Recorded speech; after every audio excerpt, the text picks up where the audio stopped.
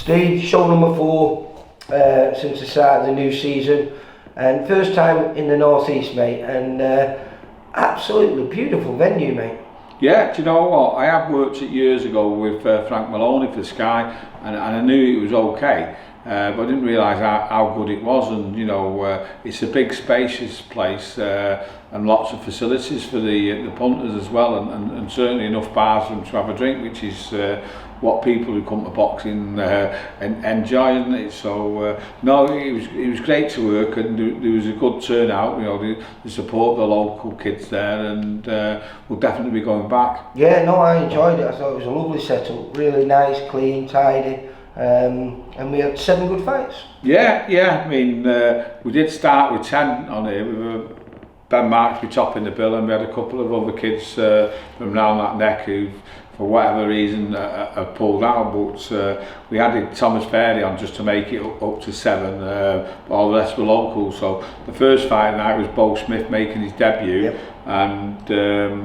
he was tough to match, because with being a debut, not people know much about him, and they're a bit cautious with a journeyman, so we had to give weight away to Richard Elm, probably give half a stone on the night and maybe a stone of natural weight, but Bo was quite composed considering it was his debut, and boxed himself to a comfortable 36, but it would be a nice test for him, and you know, moving forward, I looked forward to how we can develop Bo, you know, something to work with there. He's got a very pleasing style, very aggressive. Got tagged a few times himself, but tagged Richard Elm enough to, like I say, control the fight from start to finish. Yeah, and then the second fight, as we say, we added Thomas Fairley on only maybe 2 weeks ago, when we realised we only had 6 fights. So Thomas come all the way up from Blackburn, and for a kid who had a winning record, Michael Zamora, and we didn't know much about. Nearly stopped him, did have him over, but the referee didn't count it as that, and he survived by holding on, didn't he? Missing him spitting his gum shield out a few times and everything like that. But no, it'd be a great learning fight for Thomas, because I'm not saying this Samara was a world beater, but you know, he was a very awkward customer and unbeaten, difficult to tag, come to win, and Thomas is only 18-year-old and had a bit of a break before coming pro. So he's had 2 quick fights for us now, and he's out once before the end of the year in Blackpool on December the 2nd. So you know, he'll have had a tremendous start to his pro career for a young kid. Yeah, you couldn't ask for more than that. Third fight, Adam Rijkaard. When I was watching the fight, I was thinking, oh, it's a good start this, he can push on and stop him, but I seen his hand afterwards, and it's swollen like a balloon, so that went in the first round, so it was obviously a bit of a hindrance. But again, a dominating win for Adam. It's only his 3rd fight, another young kid who's only going to improve. And first on the VIP shows, because he's made... Yeah, he's been very fortunate, hasn't he? He's been on the big TV shows, so a reality check to come down to the small non-all shows. But like I know he enjoyed it, like, yeah. Better than some of those women. The facilities backstage were brilliant, weren't they? Oh, of course they were. Not just backstage, but you know, not a bad seat in the house for them. No, and certainly for the own kids, it's nice that they're in an arena where they can see and hear all the people who've sold the tickets to, and you know, I've seen them all in the shorts doing a shake hand tour after the wins, and that's good, because that'll make the kids come back to them. So yeah, they worked it well, and the 4th fight was Will Howe, who was at the time we started with Hennessy Sports, but has since left them, and now with Mo Pryor and Dave Westgarth, and you know, we worked together to pull in a heavyweight from Bulgaria, and you know, comfortable win for Will, to be fair. But it was a comfortable win, but it was a good fight, in the sense that they both had to go for it, didn't they? Yeah, do you know what? The Bulgarian come over to try and win, didn't he? Did. You know, and Will's only a young lad. I didn't realise he was so young until I met him on 21 on Friday night, and you know, he's got a lot of learning to do, hasn't he, in the pros, particularly at heavyweight, because everyone can punch, can't they? No, I enjoyed it.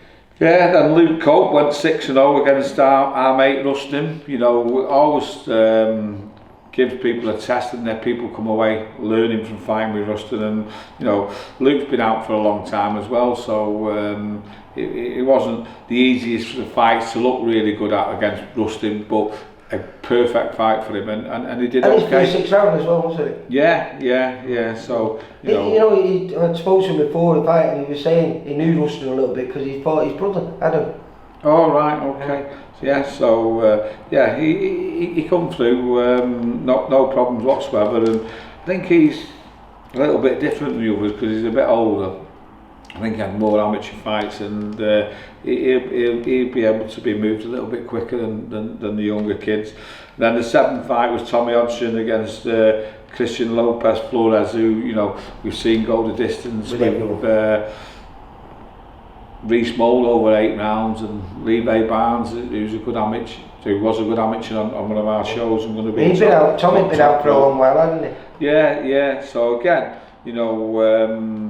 it was good matchmaking because it was going to be a fight that pushed him a little bit, but always going to be in control, and he was, and he sold a load of tickets for his Tommy, and I spoke to his manager Jamie Sheldon afterwards and said, look, we're coming back to this venue, and we'd love you to be part of it, and we'll be working with them on the shows that we do up there. And then the top of the bill delivered, didn't it, again? Travis Waters, it was only his 4th fight, but we moved him up to 6 rounds when Ben got the hand injury and couldn't fight. So he topped the bill on his 4th fight, and put a show on. He looked good, and as we were saying with Luke, he's had a lot of amateur fights. Travis over 150 and 165 amateur fights. And again, he's not a baby that's going to need nurturing. He'll be in big fights, I would have thought, by the end of next year, and it's what he wants, and he's getting better every fight, and he's more than capable.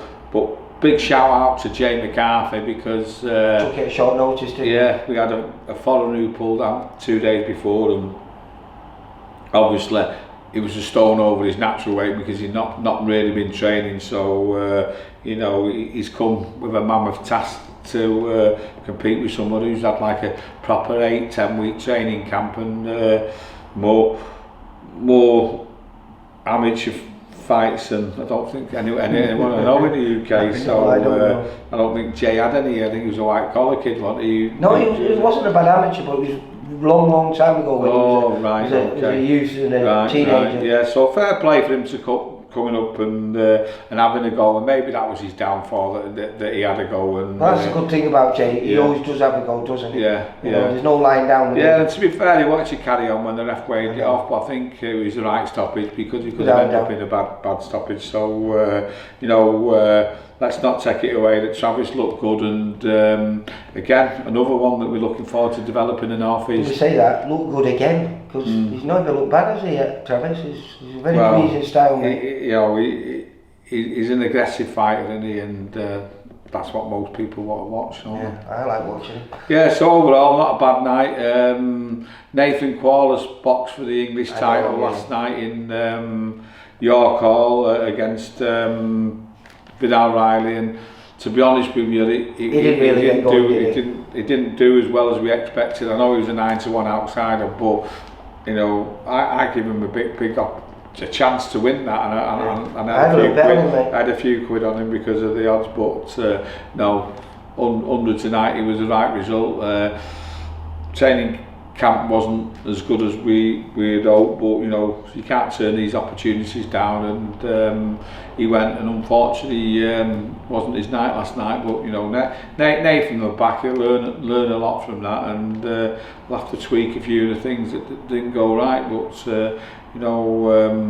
we move on now back to Liverpool on Friday night, aren't we? And then we've got Reece Mould fighting the defence of his WBA same night in Sheffield. We've got some fight after the night afterwards. I don't know, a little fight after that. Yeah, well, we've got Mark Leeds the same night down at York Hall. So we've got fighting for the Commonwealth there, and then or the Commonwealth silver, I should say, at featherweight. I mean, he's just not been getting the opportunity, so he's had to go up. So that's happening there. Then the night after is the big fight, isn't it?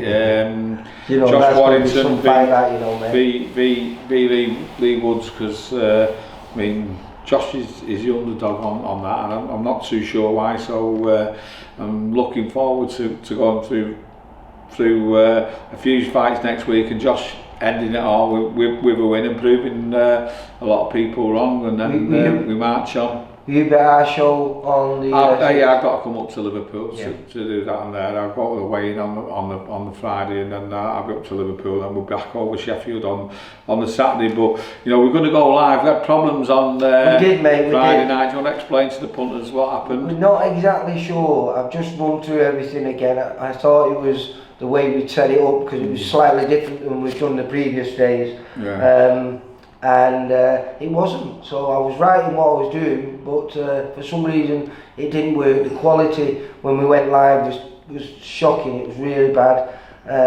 So I got down off the camera, because I was on my own, to try and fix it in between the fight, and we just lost it. We lost it. We suddenly went from a really bad feed to no feed. Yeah. So you hardwired it, didn't you? We hardwired it. We had a great signal.